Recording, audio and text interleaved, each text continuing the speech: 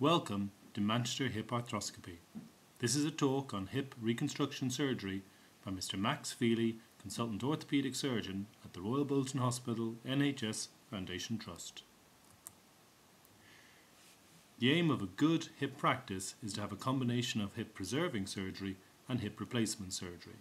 So the first part of this talk will deal with hip preserving surgery and most of it will deal with hip replacement surgery. For further details on hip preserving surgery, please see the talk on soft tissue hip surgery. Hip pain can present in a variety of areas, but the most predominant feature, particularly in OA patients, is in the groin. But they can occasionally present with buttock pain, lateral hip pain or pain radiating down the front of the leg, even to the front of the knee. Very occasionally, patients can present with no hip in inverted commas pain at all, but pain in the anterior knee, when in fact their disease is in their hip. When you examine these patients, you must think, can the hip be extra-articular or intra-articular?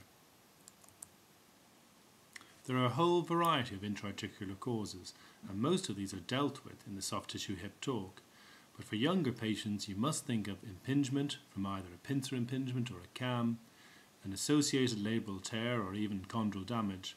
But also there are other conditions such as chondromatosis, where there are multiple loose bodies in the hip joint, avascular necrosis, inflammatory conditions such as PVNS, traumatic conditions such as ligamentum teres tear, or occasionally you can get stress fractures, and of course osteoarthritis.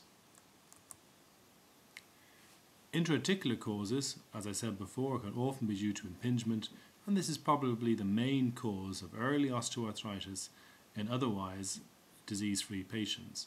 They usually initially present with groin pain worse on deep flexion and have positive hip impingement tests. This is a diagrammatic representation of what hip impingement looks like, with the upper diagram being a normal hip, the bottom right showing a CAM impingement, and the bottom left pincer impingement. However, there are other causes of intra-articular hip problems, and one of the most common is avascular necrosis. This is a condition where there's a cut-off to the normal blood supply to the ball of the hip, causing cell death and eventual collapse. These patients are often very young. They have very severe deep hip pain, often much worse than patients with osteoarthritis or hip impingement.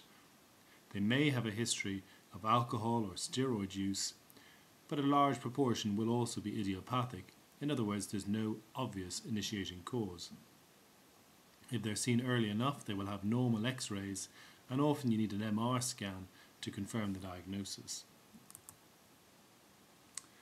The management of AVN is reasonably well established at this stage. If you can get them early enough before there's any collapse of the articular surface, then it's reasonable to drill the lesion and support it using bone graft. In my practice, they then remain non-weight bearing for at least 8 weeks and enter into a strong rehab program involving hydrotherapy. Unfortunately, most patients that present are often post-collapse, i.e. there's been some collapse of the articular surface, and once that occurs, operations such as drilling etc. are often not successful, and these patients will usually end up with a total hip replacement at some stage depending on their symptoms. Total hip replacement is one of the most successful and common operations in the UK. Within orthopaedics, it is the most successful hip replacement type procedure. In 2006, according to the National Joint Register, there were nearly 65,000 procedures carried out. Currently, cemented hips are the most common, but uncemented are becoming increasingly more performed. It offers a great quality of life, and as I said previously, there are increasing numbers of cementless, or what we call hybrids, where part of the implant will be cemented, such as the stem, and the cup will be uncemented, or vice versa. With improved surgical technique and implants, survival of these procedures are approaching nearly 96–97% at almost 10 years for both cemented and cementless. The more established implants such as the Exeter hip or the Karai stem often show excellent 15-year to 20-year survival. In my practice, I tend to use the Karai hip, which is made by DePuy. It's got excellent long-term results with 95% 15-year survival. In other words, 95% of patients will have a well-functioning stem at 15 years.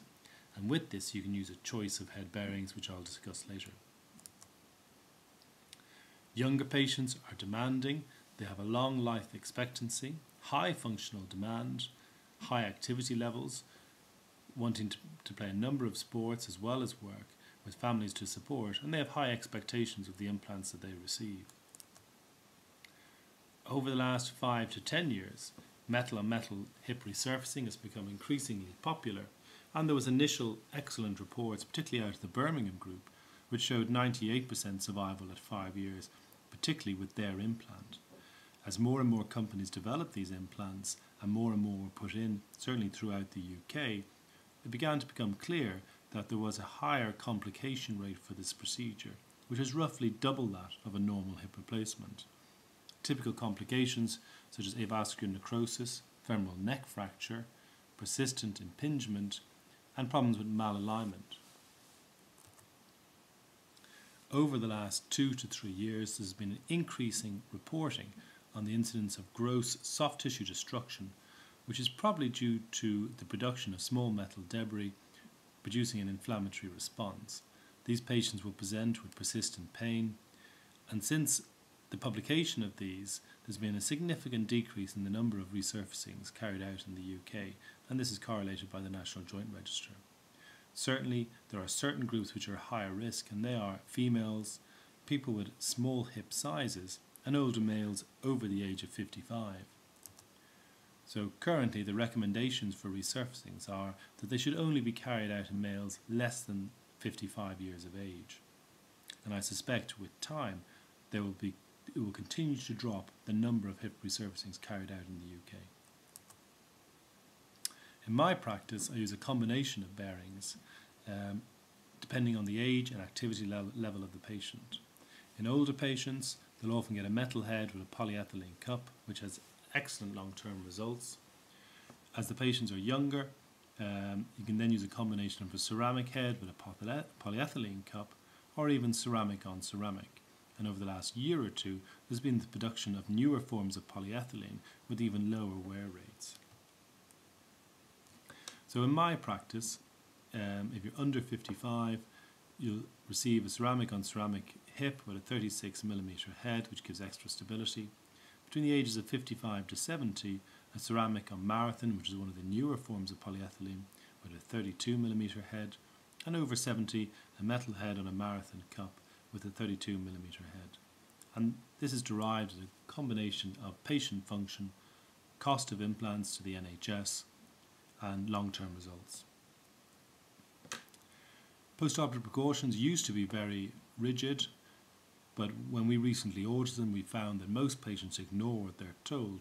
And so as a basic rule, I suggest crutches for balance for the first 6 weeks, although the patients are fully weight-bearing. And this is simply to calm them down a little while the soft tissues are healing.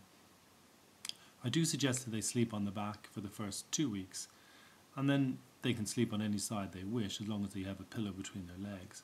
I think whatever we recommend, patients will go ahead and do what they feel comfortable anyway. Certainly once they've been reviewed in clinic in 6 weeks, I'm happy for them to return to all their normal activities. This then brings us on to the topics of complex hips, and these are generally grouped into failed trauma, periprosthetic fractures, patients with bone loss, and revision procedures. And these are becoming an increasing part of my work.